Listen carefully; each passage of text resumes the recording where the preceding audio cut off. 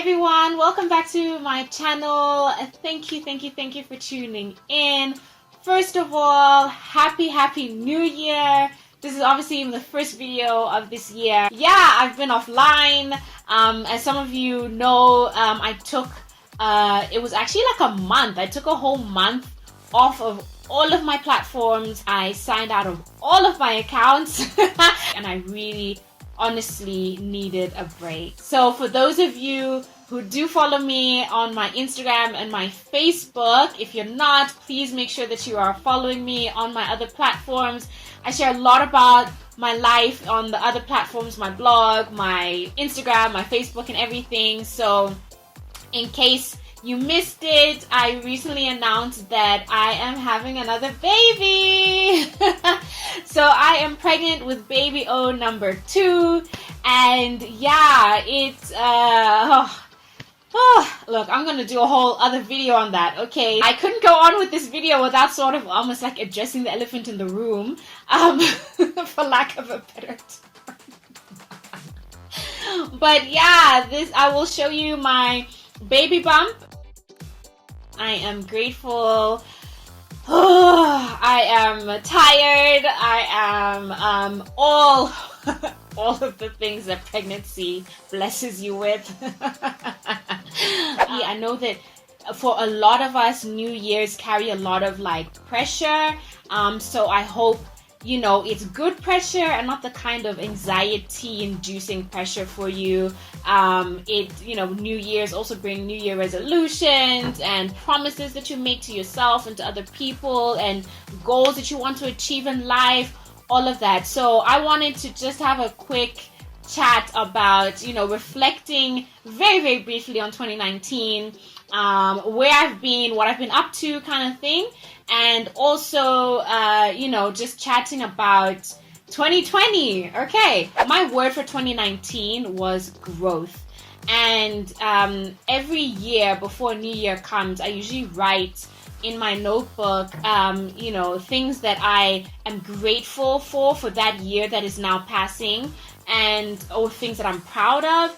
And going forward, things that I hope to accomplish in the new year. I just find that most of the time these days, especially, I don't even have to look at the actual list, because writing it down for me, I always say this, writing things down and writing intentions down really, I find, really solidifies it. And for me, it's almost like a letter to the universe, and you put yourself out there and stuff. So at the end of 2018 and the beginning of 2019, I've put my list together for 2019. And wow, it was just such a great year for me overall. It was a great year for Aisha and Life, for A&L. I accomplished quite a few things on the list that I wanted to. I accomplished things that I weren't even on the list. There were some disappointments in some things. There were some projects that I wanted to do last year that, just never happened, or, I started it and then I had to shift my focus to something else. So there's all sorts of, life things that happened last year. But like I said, overall, I'm so grateful for 2019 and it ending with the news that I am bringing another life to the world was honestly like the cherry on top. Last year I was really busy, and I'm grateful that I was, but I was starting to feel kind of almost run down in a way, like towards the end of the year. And so in September I took a very mini break, like a couple of days offline. And I took, I think, a few weeks off of YouTube in particular. And while I was in that break and just after I came back as well, I just felt like, that break, it did me so good. I made it like almost my last goal of the year to be able to work towards being able to take off proper time at the end of the year. And so I think a lot of people kind of, I'm not sure, I guess, forget that this is my full-time job.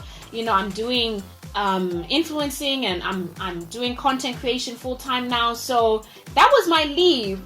So that was what I was like, okay, December's coming. I'm going home to Tanzania with the whole family. It's gonna be hectic. I want to be in the moment with everybody. I don't want to be, on my phone. I don't want to be stressing about taking this photo and that photo and this angle and that lighting and worrying about like creating actual content for my platforms, because for me, I'm like, that's work, and as much as I love it, I needed a break. Even if you're not an influencer, a blogger, content creator, whatever, I think social media and our phones in general, I think it just takes up so much of our time, so much of our attention. And it's not to say, I'm not telling you guys to stop this video and, quit social media, but I think it's just important to be mindful. At least for me, I've really understood, or I really value my time offline, and I need to be very disciplined about how often I'm on, who I am with when I am online, because that matters a lot to me. I personally don't feel comfortable when I don't like it, especially if it's someone who means a lot to me. I want to be in the conversation. I don't want to be half listening to the conversation and then the rest I'm on my phone. And I call out my family. I call out my friends who do that, because I'm like, you said you're going to link up with me over dinner, over lunch, over a drink or whatever. Put your phone away. Like, who are you socializing with while I'm here in front of you? So I'm one of those people. I really value that face-to-face interaction, and I just feel like a lot of us, it's just so easy, and this isn't a judgy thing. I do it too sometimes. I slip up, but it's just something that I try to be more conscious of. And I knew that, I don't know when I'm going to see my family again. This is a huge trip for us as a family trip. We hadn't been back in, I think, about 2 years, all three of us, me, Kev, and Kai. So it was really important for me that, every conversation, every meal, every experience of Kai being with his cousins, and, all of that I was there, And so I'm really, really glad that I was able to do that. Like I said, I worked towards being able to take that time off and take a break, take a breather, let my mind sort of like be occupied by different things and different thoughts and different people, and enjoy the smells and the taste. I ate a lot and I don't regret it. It was nice, having mama's cooking, like Fanta Passion. Mbuzi is goat meat, which I haven't found here, by the way. If you guys know of a good place where they have goat meat, please let me know, because it doesn't seem like it's popular here. So I ate a lot of mbuzi at home. It was just a great time to just be away from everything. So that's where I have been. That's what I've been up to. We only came back, I think it's been less than 2 weeks now, actually. It's been a little bit of a, oh my god, it's January this weekend. That's insane. Now I'm like, okay, getting back into the groove of things and stuff. So if you're also feeling like, oh, the year started off so, like, don't let it define the rest of the year. I refuse, because I'm like, okay, 1 month almost down. There's 11 more months to go. Whatever it is that I am, trying to do this year, whatever it is that I'm focusing on, I still can do so. And as I said, my word for last year was growth. And I definitely feel that I, in general, in my life last year embodied that, metaphorically and literally with this situation. My word for this year is new. My husband said it in passing the other day, and I was just like, that's what it is, because with a new baby, with there's a lot of change that's going to happen in our house. Everyone's going on about how it's a new decade, and it's like new, and I'm like, yes, I love the word new.